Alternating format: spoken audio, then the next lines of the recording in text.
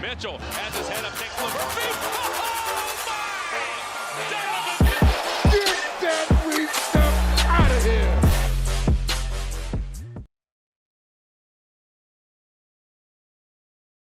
Welcome to Junkyard Pod. I'm your host, Tony Pesta, joined as always by Jackson Flickinger. And today we have a very special guest, all the way back to episode 1 of the Junkyard Pod, the OG Matt Thomas. You can find the links to all of our work in the description. But let's start off with this. Matt, Jackson, how are you guys doing? How are we feeling about the Cavs right now?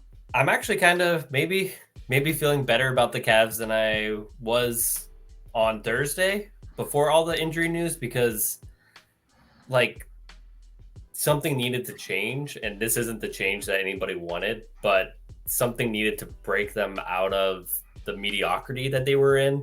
This could break them out of their mediocrity and send them to worse than mediocrity, but they needed something to just change things up, and they did get that. So I'm feeling a little better. All the problems that they had before are still issues, but you just kind of feel just a little bit better, I guess. I don't, in some weird way. Right now, I'm kind of just sitting on the fence. I'm not 100% sold on what's going on. I'm not 100% just ready to burn it all down. But it's going to be a day-to-day type deal, game-to-game type deal, if you will, because ultimately, you're right. They were in a funk, 110%. Nothing you can do about it. But at the end of the day, is it better, considering we own our draft pick and can possibly just restock the cupboards to just steer into and skid into that funk, or is it better to just try to ride it out, still make the playoffs, and see where we are at the end of the season? I don't think it's better. I just think that I personally feel better about everything, because it's like I don't have to try to figure out what's wrong with this team, because now you can just throw your hands in the air and say, yeah, they're injured. They lost their best defensive player. I mean they're their second best player, and maybe their fifth or sixth best players out, depending on what you think of Darius Garland. But that's a separate conversation. Okay, no. So there's some Darius slander off the rip here. Guys. Okay. No, I mean I see where both you guys are coming from. I was when that news came out. For anyone who doesn't know, Evan Mobley is likely to miss 6 to 8 weeks. Garland probably about a month. They're each going to miss a minimum time. of a month. They said minimum. And with this Cavs team, who knows? But yeah, I mean, to go off of what Jackson was saying, I think this team was clearly kind of in a funk. They were going through some weird stuff, and with these two injuries, could have been very easy for them to just roll over and die, roll over and tank, have this whole thing blow up in their face. But against the Hawks, they came out very strong. They came out with maybe the most energy they've had all year. And so if anything's going to light a fire under these guys and kind of make them realize, all right, it's time to snap out of this. It's time to step up because the team needs us. Maybe it's the injuries. Maybe they get a little bit of a surprising second wind here. And the schedule is also getting easier too. So that could help too. What did you guys think of the Hawks game? What was your biggest takeaways there? We can start with Matt. My biggest takeaway is that I'm a Cleveland fan, and I've seen this around so many Cleveland sports before, whether it be the Browns, the Guardians, or this time the Cavs. There's always that one thing that you're like, okay, let's prove the world wrong and just take this energy and use it. And that first game's always fantastic. And then you just end up falling down a depressing hole the rest of the way. And that's what, being a Cavs fan, that's what I'm afraid of happening, because I've seen it so many other times in other Cleveland sports. So, it was great to see the energy. As someone who does not think Dean Wade should be getting minutes, I was very surprised with that 16-point Dean Wade Island, we're back. I like seeing Porter get minutes and use them meaningfully. What was more impressive to me is that Donovan did not have a great game offensively, and you still pulled out the W. Granted, you nearly let a 20-point lead slip after halftime, so that's just adds more fear back in the equation. But overall, it was nice to see a win. I'm not expecting it to just keep on rolling. So I'm a little more optimistic. even though that's fair. So I'm not a Browns fan, so it seems like a lot of this pessimism is coming from that. But it's like I think this team is back to JB Bickerstaff's sweet spot, and I kind of wrote about this for Write Down Euclid yesterday after the game. Like, he feels like he's at his best when he has his back up against the wall and he has to kind of get creative and try to motivate guys in ways that are a little different than when they're like fully healthy. So I expect them to play not like great because, they just don't have the same guys that they had before, but I expect them to be more consistent on a night-to-night basis. And that's not something that we saw really at all this year. And when you look at kind of their best stretch from last season, it was the beginning of the year when Darius Garland was out, and you kind of had that same like, okay, Donovan's going to be leading the charge and everyone's just going to, follow his lead into battle. And it wasn't like they were playing the best basketball ever, but it was the most consistent that they've played. So I think in the short term, it's something that they can actually withstand, especially because I think it's 10 out of their next 13 are at home. So they're getting a bunch of home games and the schedule is lightening up. So if this was ever going to happen, this is the time that I think this is probably the best time for it to happen. But I mean, obviously when you lose an all-star point guard and an all defensive caliber, big, it's not like things are going to be better. Mm-hmm. Yeah.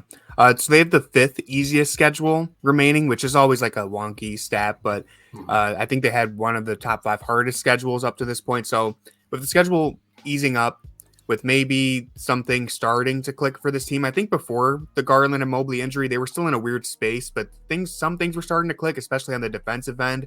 They were starting to play their brand of basketball.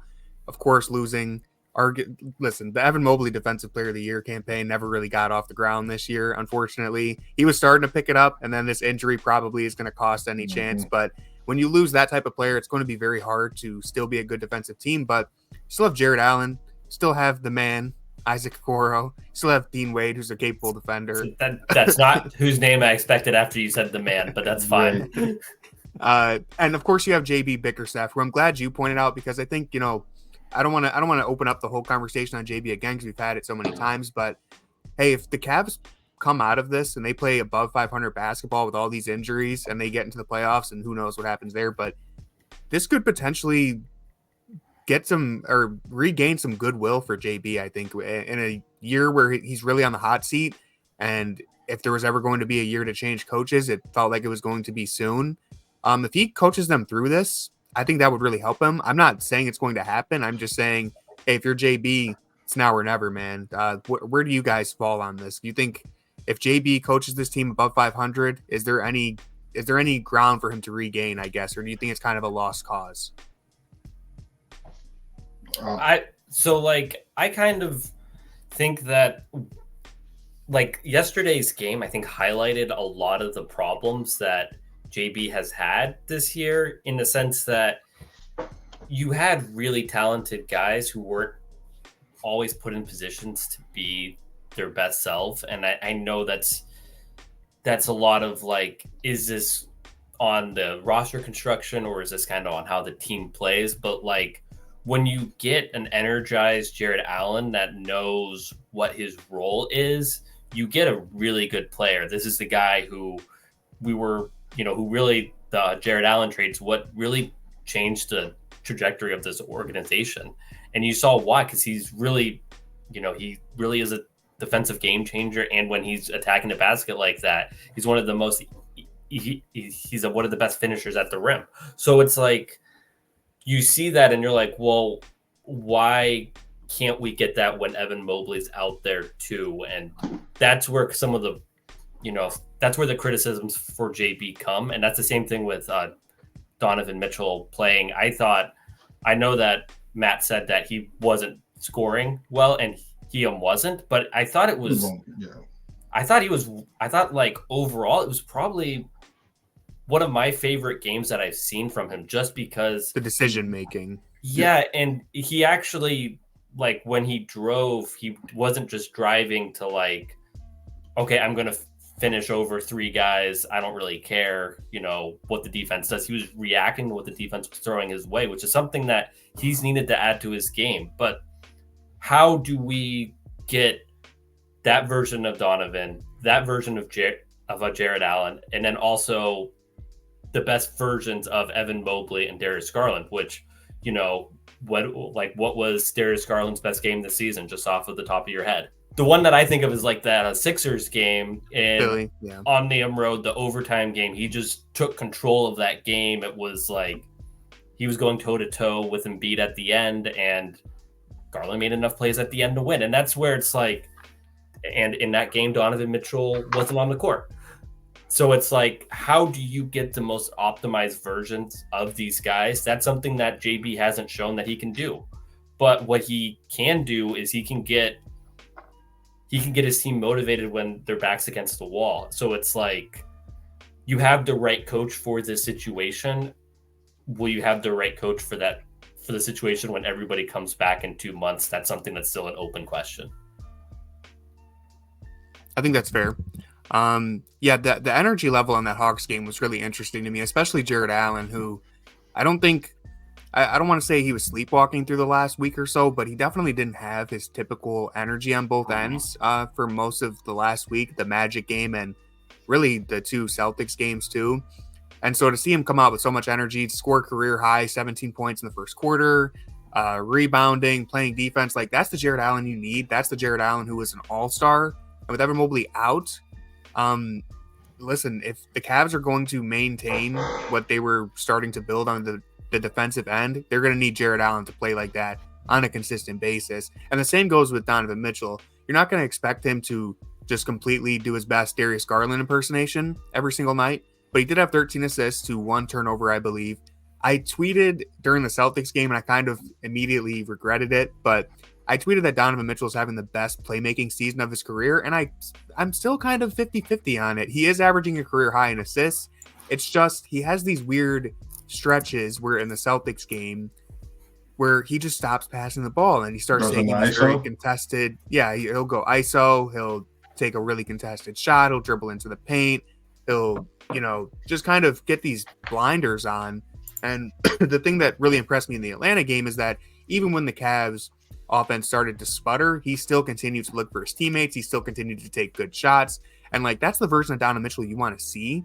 I don't know how sustainable it is if he'll continue. The Cavs shot the ball really well in that Hawks game, especially early on. Everyone was making threes. Mm-hmm. Even if we can transition to a very quick tweet of the week here, even everyone's favorite player, and by everyone I mean Jackson, Sam Merrill, I believe hit 4 threes in that first half, or was that Dean Wade hit 4? I think Sam hit 3, correct? He hit 3 threes in the second quarter in a short stretch there. So, and then he did not play the rest of the game. But right, the Sam Merrill agenda it's starting to heat up a little bit. I see people tweeting about him, Jackson. We're getting there. Okay. Yeah, I mean, even Donovan Mitchell after the game was saying that people don't know how good he is. I said, Donovan, I do.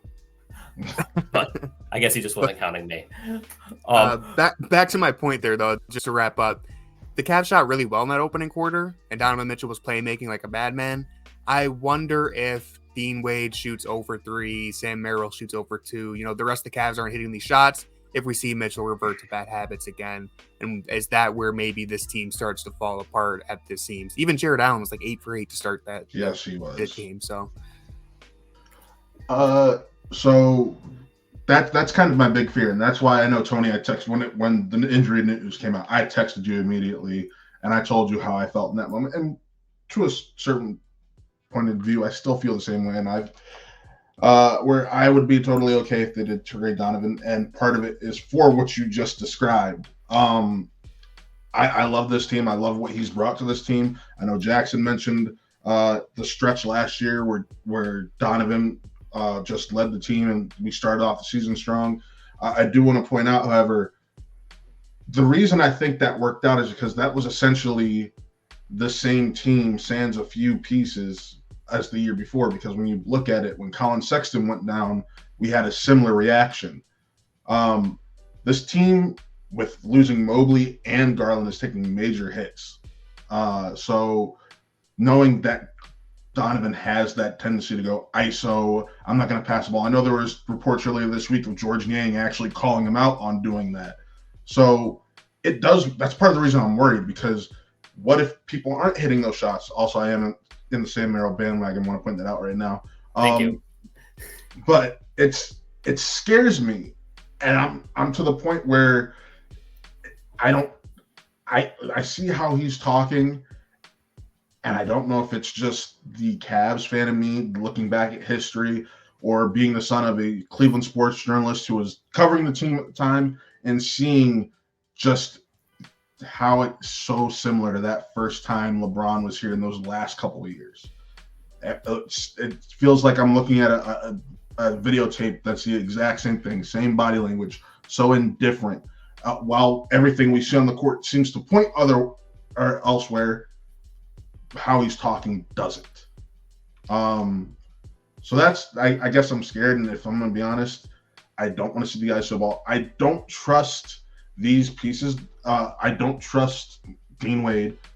And honestly, I think I would prefer to go back to that timeline we were on before all of this, where it was going to be that steady buildup, because what you described in Donovan's play is part of the reason I think people are so hard on Evan Mobley, because they expect this major jump. But I've been to 4 or 5 games this year, and I watch almost all of them, even if it's a replay, if I missed the live broadcast. And I see so many times where we're getting Donovan and these ISO ball setups, missing a wide open Evan Mobley in the paint or in the mid-range, or not just Evan, all these other players that we're like, we need them to step up. Well, how are they supposed to step up with this ISO ball happening? It's scary. Well, I think there's just, when you have overlapping skill sets on the team, which is what the Cavs have when fully healthy, you're gonna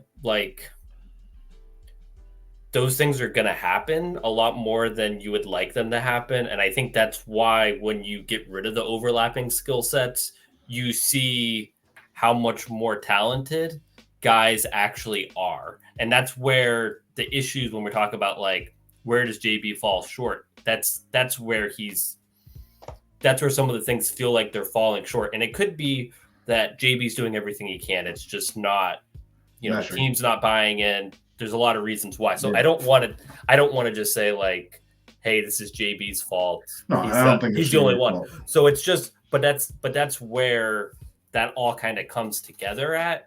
And it's what makes this whole thing tough is I get everything that you're saying about Donovan. I'm personally a lot higher on Donovan than I'm very high on Donovan. Let me make it clear, because Tony knows this. I'm very high on Donovan. I'm just scared. Oh, so I mean, I don't think there's a reason not to be scared, because it's not. I get everyone wanting to kind of equate it to the LeBron thing, but the LeBron thing's so much different, and all the emotions from the LeBron thing came from, 1, he's the greatest player to ever play, and 2, he's from this area, and 3, this team never won anything. So, and there was no team around him. So when he left, there was nothing. This is completely different in all those aspects, and Donovan Mitchell's not the greatest player ever. But what I do want to, but I think there's a greater version of Donovan Mitchell out there that we don't see on a consistent basis. Yes. And when we talk about why did the Cavs fall short against the Knicks? There's a million reasons, but one of the things is that Donovan doesn't I think he really cares about this team, and he's like a competitor, and he's somebody who, if things aren't going well, he's going to just say, I'll just take everything on my own and just, be responsible for the win or loss. And what he needs to do is when he sees the double team, he needs to be able to react before it gets there, or react, see the play before it happens. And sometimes he's just reacting just a little too late. So I like that he's going to have to really confront that over the next 2 months, because teams are going to be doubling him in a way that they usually only do at the end of the games. If you even look at the Celtics games this week, he dominated the first 3 quarters when they were playing drop coverage on screens. But then in the fourth quarter, they sent 2 guys to the level of the ball, and he scored 6 points over 2 games in the fourth. So it's like, this is where he needs to improve. And now he's going to have to do it. He doesn't have Mike Conley to bail him out. He doesn't have Darius Garland to bail him out. He doesn't have Ricky Rubio to bail him out. Yeah, Sam Merrill. Which Right. is all you need. I mean, that is all you need. But, like, you know what I mean? Like, he's not, like, they're not even putting Karis LeVert in the starting lineup to have Karis bail him out. So it's time for Mitchell to sink or swim, basically. Right. And, like, that's where I think that, like, you could argue, I know we're going to talk about Craig Porter Jr. later. You could argue that maybe Craig Porter Jr., you just stick him in there, you keep continuity, the bench is going to stay the same, Donovan's role is going to stay the same. But this is an opportunity for Donovan to grow as a playmaker and as a scorer. And you can see when he plays the Hawks, when he wants to be a playmaker, he's really good because he draws so much attention to the defense that even somebody like Darius Garland's a very different player, so it's very tough to like compare them. But Darius doesn't draw that level of attention that Donovan does. You saw that when he was driving and open to make the pass, guys were just wide open in a way that you just haven't seen at all. Mitchell is a much better drive and kick player than Darius Garland ever was. Yes. Right. Well, because Donovan finishes over guys, and he's just a brute force. That's just not Darius's game. So it's And Darius is better at hitting the bigs too, just to give credit where it's due. Right. A lot better at hitting the bigs. And you were talking about how it feels like Donovan's improved as a passer, even though his numbers don't really show that. It's because he's gotten better at running the pick and roll with the bigs. It's just he'll like run it, and then he'll just kind of like, okay, I checked that off. Now I don't need to worry about that because I did that in the second quarter. Yeah. And it's like... Yeah, it's like he's having stretches of like the best playmaking stretches of his career, and then he reverts right back into those bad habits. So that's where the concern is for Mitchell's individual play. As far as just this team in general, I think I saw Jackson tweet this yesterday too, so I don't want to steal his take, but I do agree with him. I think what it comes down to is, and I think we said this at the beginning of the year, the Cavs really have to prove that this is a place where Donovan Mitchell can win. I would like to think at least that that's the most important thing, is winning to him. And so the Cavs have to prove this is a place that he can win. Obviously, the 2 injuries hurt this a lot in terms of just having them play together and establish something. But if it's sink or swim time for Donovan Mitchell, it's also kind of sink or swim for this Cavs team. If they just completely crumble in the upcoming months and they end up in the play-in or they miss the playoffs, I think Donovan Mitchell's as good as gone, probably. But if they compete, if they still manage to pull this together, I mean, there's a reality where they play above 500. Not to be the optimist that everyone knows I am, but there's a reality where they stay above water. They get Garland and Mobley back in late February. They make it as a 4 or 5 seed and win a first-round playoff series. And that, when we came into the season, that was all I was saying. Say, if they win a first-round playoff series, I'll be happy. I don't know if Donovan will be happy with that, but I guess the point that I'm trying to make is they're kind of teetering over the edge, and this could be a very bad season. It could still end up being a very good season is where I'm at. I still have faith in this team. It's just things are more challenging than ever, and Donovan Mitchell is a crazy talented player. He has proven it. It's really time for him to show, is he a player who can lead a winning team even, right? So that's what we're going to see in the coming months. I kind of wonder if a lot of the issues that we're seeing with the overlapping Darius Garland, Donovan Mitchell situation is more so an issue with some of the overlapping skills that you have with your bigs, and how it's just really hard to construct a team like that. And I know that, Evan Mobley was out over the last week and they struggled in the second half against Orlando and Boston. But as Tony pointed out, you got a pretty terrible version of Jarrett Allen in those games. In the Boston game, he fouled out. It was 15 minutes, like 6 points, something like that. Yeah. So it's that was the Orlando game. That was the Orlando game. I think. Orlando, yeah, it was Orlando. Orlando, okay. Boston, he played. The second fair. Boston game, he played okay. It's the first one. I thought he. Either way, if you know what I'm saying, where it's like you're not getting,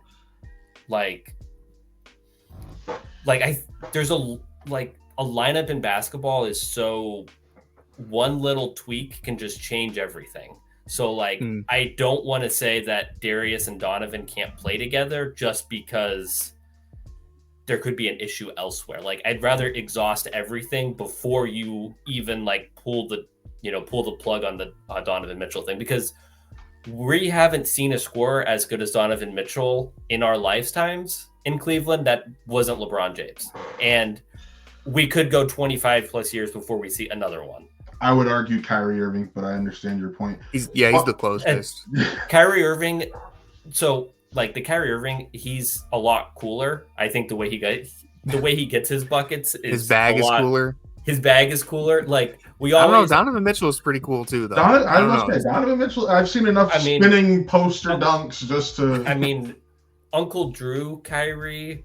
Like it's hard to find. I mean, that handle really is different. I mean, finishing.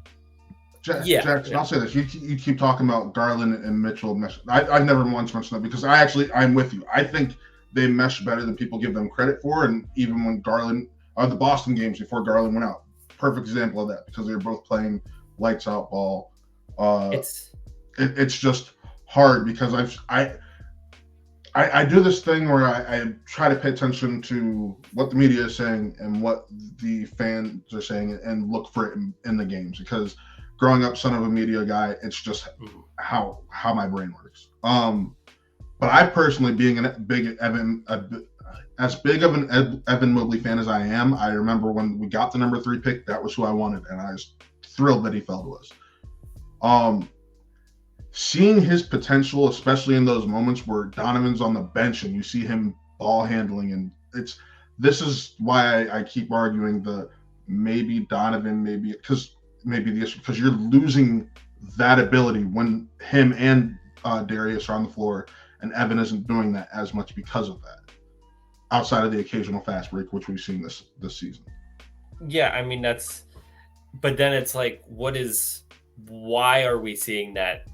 Are we going to, like, anytime we're gonna like put blame on somebody, I feel like Donovan should be like the last solution that you try to turn over in this situation, given how good he is. You know what I mean? So like, for example, we just brought up Kyrie. When we had the Kyrie and Dion wars, it's like you want to try to make it work out, but like if somebody has to go, you know who needs to go. It's Dion because Kyrie's like 10 times better.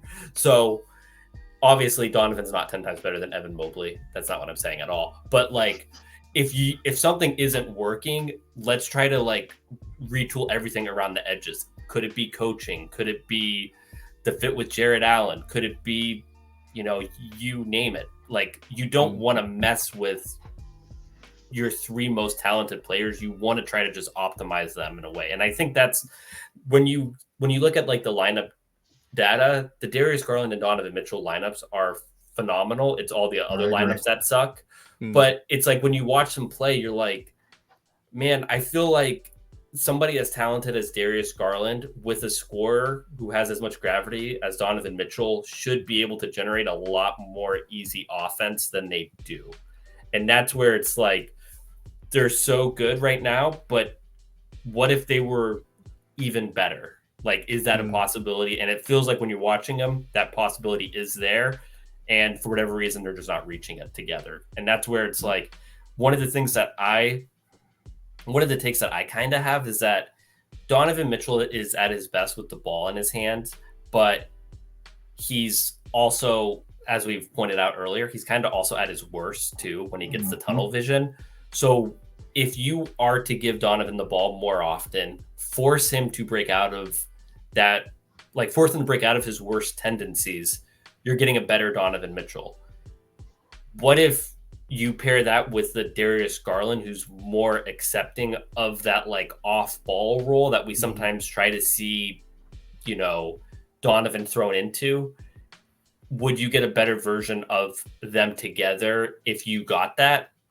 And that's something that I think this injury has the potential of kind of workshopping that and seeing if this team can really function with Donovan playing like the point guard. Yeah. And maybe if Darius is playing off ball, he won't get hit in the face as often. That's always a possibility.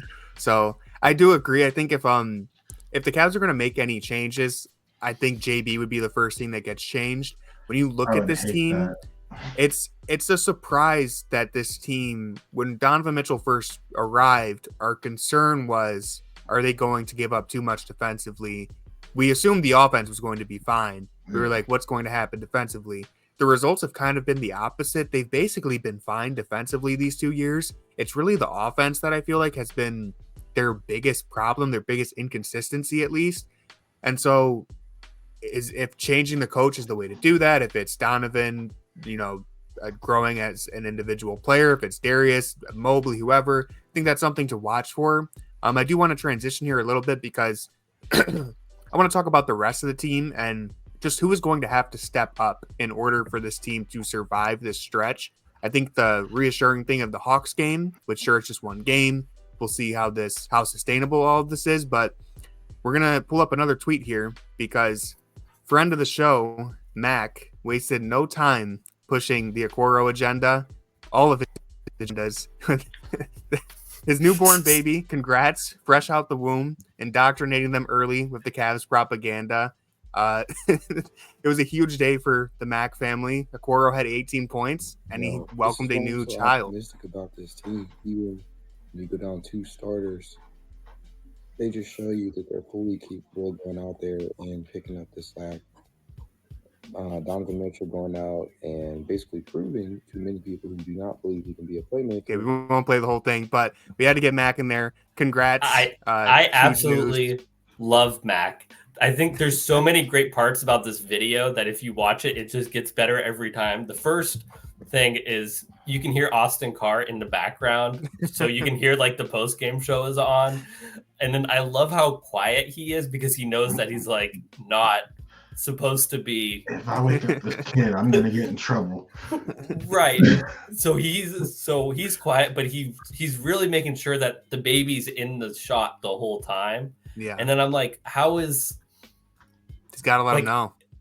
There's also a cut in there, so he edited it, so there's like a little cut in there. If you like watch, I forget where. So it's like, I just love how committed he is to every part of this. It's just phenomenal. And his takes every agenda hit that night. So I mean, it was a beautiful night. Okoro had a big game. Wade had a big game. Merrill, Allen.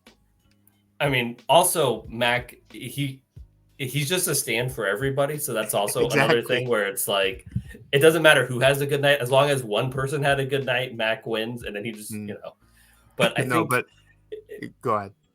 I was just gonna say it's like a Skip Bayless tweet after like LeBron misses a game winner. You're like, this is gonna be good. but it's like Mac, and you didn't even know he was in the impossible because he's tweeting the whole game, and then you just, I don't know. It's just congratulations, and it's just all the best parts of Mac are represented in that tweet. So thank you. I agree. In all seriousness, the Cavs got an all-around team performance in that game. And if they're going to sustain this level of play, they're going to need timely performances from a lot of different guys. Who are you on the bench most, I'll say, faithful in? Who do you have the most faith in being able to continue what we saw? Because if I had to off the top of my head, I would say Caris LeVert, even though he's in the starting lineup now. That's the guy who I would most rely on. But I think it's going to be a rotating cast of guys having to step up each night. Who are you most optimistic about, and who are you most concerned about on that bench? Well, optimistic is Caris LeVert. He isn't a starter. He is on the bench. He came off the bench yesterday. They gave the nod to Isaac. He came off the bench. Oh, yeah. Isaac started, and it was. I'm sorry. I should have known that too as the biggest Okoro fan. I don't know why. I had the death lineup on my mind. Max moved over to shooting guard. Isaac started. Yeah. So, no, you're right. Come on, Tony. It would be. I was about to say fake Isaac fan. But no, it's probably Caris LeVert. He's proven time and time again, coming off that bench, that he can do it and do it well. And funny enough, the other player I'd say is the two-way rookie Craig Porter, because I don't think I've seen a bad game from him out of the times he's actually hit the floor. So it's weird to say that, but I will point out we still have one open roster spot, if I remember correctly. Yeah, I would love to see Craig get the official contract. Yeah. I still think they're easing him into this. As much as I've been encouraged by him, I do think it's important not to kind of unfairly throw him into the fire. Who knows? Maybe he would come out unscathed, but I think since he is still the inexperienced one, I think it's okay to kind of bring him along slowly. I still think JB could have given him more minutes, especially during the last few weeks when he wasn't playing at all. Maybe give him a couple spot minutes here or there. But I do like now that I have it correctly, LeVert is still on the bench. I do like that fit, and when Craig is in the game, he has another ball handler out there with him, whether it's LeVert or Mitchell, and there's not as much pressure. I like seeing Sam Merrill on the court, genuinely. I think that's a fun player to throw out there. I think I'm not at all making this comparison, but I think you need to look no further than Max Strus as an example of how a guy with this shooting skill set, no matter how old he is, if you manage to get him in rhythm and build that confidence, he can always be a helpful player. I think there's a future for Sam Merrill in this league. I don't know what type of role he'll play, but it's encouraging to see him shoot the ball well, even though he's still on pretty limited minutes. And same thing with Dean Wade. If you can build that Dean Wade confidence back up, I know this is like insanity at this point, and we just keep saying this, but he has looked probably the most confident he's been since before that shoulder injury. And at the very least, the good thing about Dean Wade, which I've always said, is at worst, he's kind of just invisible out there. He doesn't really tank anything. He's not, and listen, I'm a George Niang defender, if you could call me that, but he doesn't have these George Niang games where you're like, oh my, get him off the floor. Dean Wade, yes, you want him off the floor at times, but it's mostly because you don't even notice he's out there. No, trust me, I noticed. Usually, I know. Tony, how often would you play defense? Usually, you're not going to see these big defensive breakdowns. So the point is, with a guy like that, if all of a sudden he starts knocking down threes with consistency, is my point. It's hypothetical Dean Wade. We've been talking about it for years. If that ever comes into fruition at any point, that would be great. Of course, we have Emoni, who the injuries are more in the backcourt related. I feel like that's where the bigger gap is here, but you could get Emoni in there at the wing somewhere. We have such small wings. It just makes sense to just give him that shot and shift those small wings over. I think you're going to see a lot of bench guys get opportunities. And Jackson, go ahead, take this away. I would say just we need to cool it on that Bates hype just a little bit. As somebody who I believe in him a lot, and I cover the Charge, so I've seen him all the time. He needs all these consistent minutes and these reps with the Charge. He needs these. I agree 100%. I would more so, when I say give him minutes, those weekends where the Charge are home, or those stretches where the Charge are home and the Cavs are playing at home, I'll just have him go back and forth, let him get a few NBA minutes to gain that confidence on the big stage, rather than just keep lighting it up in G League. Yeah, it's fine for like confidence minutes, but I've just seen it thrown out there a lot that he's a solution here, and it's like you mean like G Bush how he pushes his Emoni bench agenda? He's not going to be a rotation player.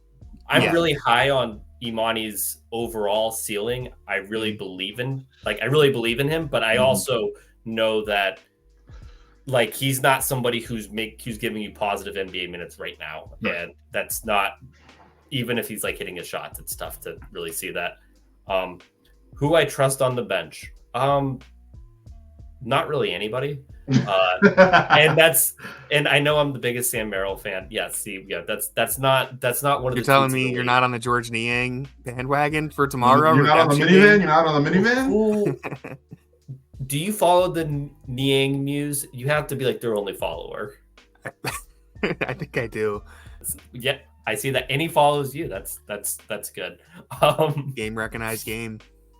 I don't I love Sam Merrill. I don't think that he's somebody who I would say I trust on a nightly basis, just because how dependent he is on his outside shot. And he doesn't have the, in the G League, everyone, he's one of the best scorers in the G League when he was in the G League. So even when his shot wasn't falling, teams are still overcommitting to him. That really just opened up the whole offense. He's not really going to do that in the NBA when his shot's not falling. So that's where I can't say I really trust it. And I don't trust Karis LeVert. I don't trust George Niang. I don't really trust any of them. So if I had to say who I trust most, it's Tristan Thompson, just because I know that when you put Tristan Thompson in the game, I know what you're gonna get. like it's not going to be what you need every game, but you know what it's going to be. So like I trust that. And man, we got some vintage Tristan in that Hawks game. I'll say that was gorgeous. Oh yeah, he had that one monster block. I was like, yeah, that was weird. Was that a goaltend? I thought it was. That was kind of on the way down, but I also thought it was a pass, maybe. So I don't know. All I know is I've been loving the Tristan minutes, surprisingly. In the locker room afterwards, Tristan said it was a block because they played Austin Carr saying, "Get that weak stuff out of here." Hey, counted as a block on the stat sheet. Then. Yeah. That's what. So that's if you get the Austin Carr soundbite, it has to go on the stat sheet. Right. So I hope the person who presses the Austin Carr button knows the kind of power they have. Yeah, they have to wield that responsibly. So keep that in mind. But yeah, so like I don't know if I trust really anybody on the bench, and I think that's where this team's going to run into problems. In those Donovan Mitchell less minutes, you need somebody to step up. And we talked about like Donovan Mitchell's tunnel vision. Like you kind of don't get tunnel vision with Caris LeVert, but you get mid-range vision, where it's like, it's been money this year.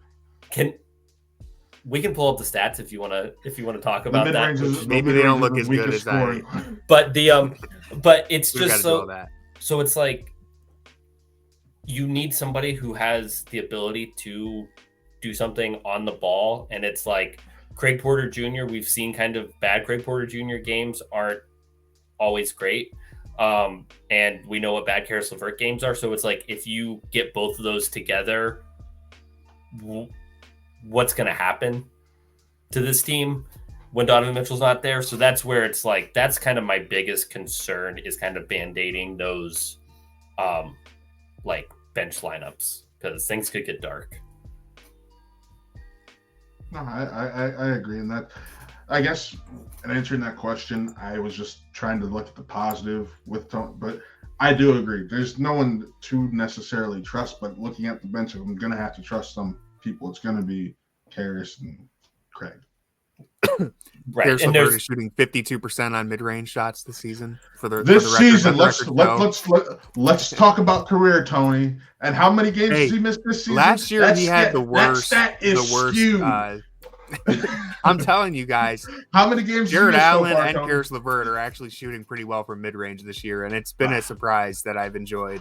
How many games has he missed, Tony?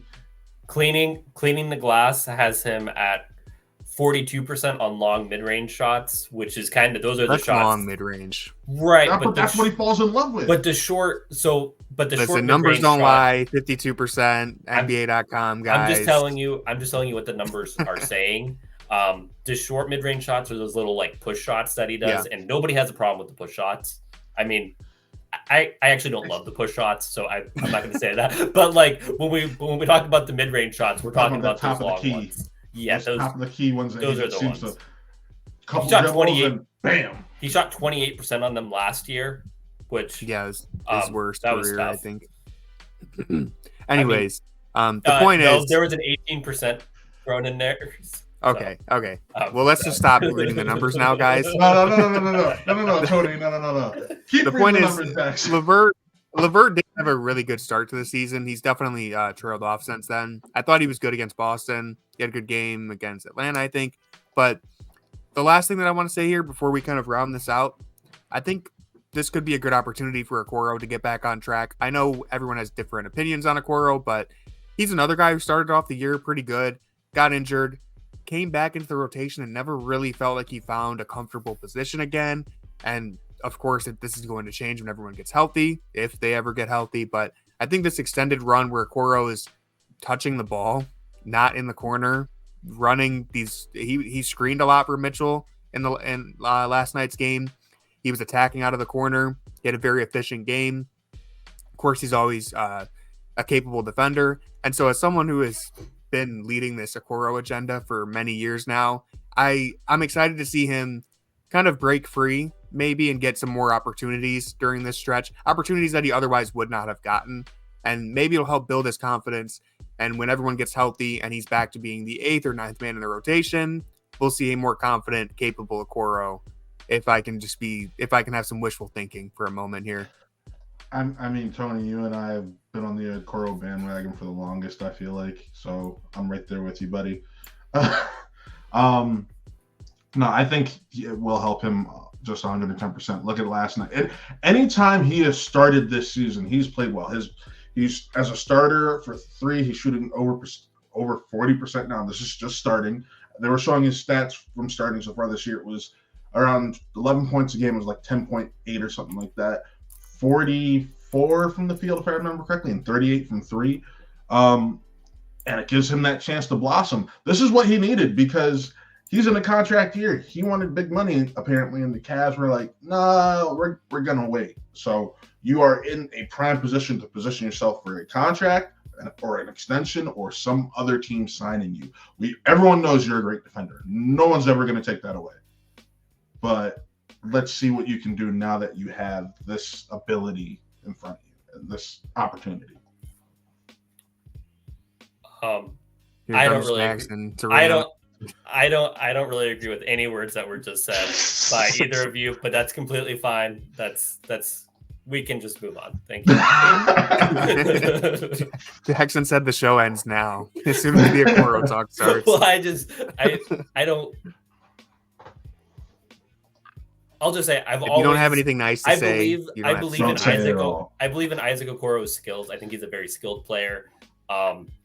It just feels like there's always we're not finding the best ways to get the skills out of him, and I don't know why that's the case. I don't know who to blame. And that's why this is a good opportunity for him. He played good. He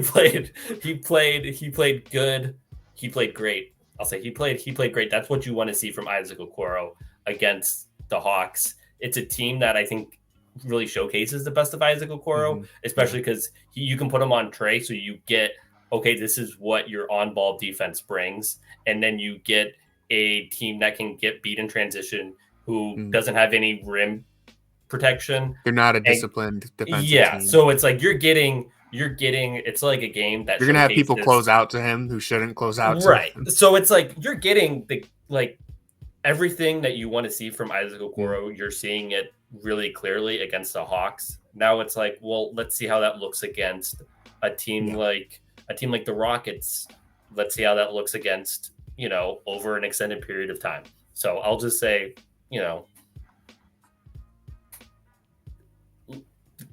let's just hope this continues. I think that's a good way to wrap it up, because I think right now, as I said before, the Cavs are kind of teetering over the edge. There's a lot of different ways the remainder of the season could go. Me always being the optimist, I think that there's a possibility that this opportunity for the bench to hit their stride, establish something, and then you get Mobley and Garland back into the flow of things with enough time to really get them back into the swing. This could end up working out. Of course, that's just me. I think we're all cautiously optimistic about this team. Any last takes? One thing I will say, when we talked about this team throughout the summer and stuff, we kept saying it doesn't matter what you do in the regular season. What happens in the playoffs is all that matters. Obviously, if they fall apart, you're not getting a postseason. But if they can come out on the other side of this better, if they come out on the other side with a better version of Donovan Mitchell, if they come out on the other side with a better, more energized Jarrett Allen, who's more assertive in his role, if they can find ways they will have enough time to try to fit Mobley and Garland back into this team. If they can do that and fit them back into a better version of this team, then you can say, hey, this team has skills. They're a very skilled team. The Eastern Conference is besides Boston, I think every team is very vulnerable. So maybe you can win a couple series. So it's not like this isn't like a lost season, because I don't think that Donovan Mitchell was saying I'm only going to resign if this team's in the top 3 in the regular season. It's about what happens in the postseason. So obviously, if you're the 6th seed, it's a lot harder to win a first round series than it is if you are not. So we'll see. But I don't think it's not over, but it's just like this could be a blessing in disguise, or it just could be, it could just another be nail in the coffin. Yeah. So we'll see. That's well said. All right. That's going to do it for this episode of the Junkyard Pod. I want to thank everyone for listening and or watching. Please consider subscribing. Again, all of the links to our work will be in the description, and go Cavs. I agree. Go Cavs.